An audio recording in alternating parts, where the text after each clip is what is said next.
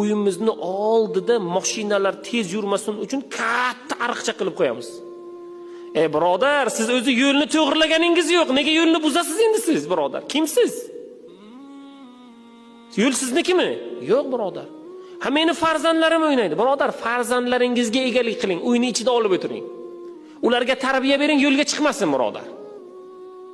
Siz tarbiya bering o'g'lingizga, mashinani ko'chalarda tez haydamasin. Endi tayyor yo'l bo'lganda, endi yo'l tekislanib tayyor bo'lganda nega kerak endi ariqchalarni qo'yish? Ha, nima? Mashinalar tez o'tmasin. Birodar, siz o'ylang bu teskarisini. Siz bir o'zingizni, oilangizdagi farzandni himoya qilyapsiz. Bo'ldi. Masala yo'q. Alhamdulillah, siz juda go'zal himoyachisiz.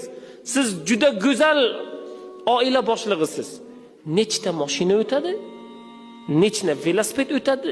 Necha kishi o'sha ko'chada qorong'u o'tganda o'sha joyda tepsinadi? Birodar, hammasini la'natiga qo'yapsiz. Yo'ldan tepsinib o'tgan yoki o'sha siz qozib qo'ygan yoki ariqchalarni ko'rmagan odam mashinasi bilan birdaniga ozgina tezroq o'tsa, sizni otangizga rahmat aytadimi?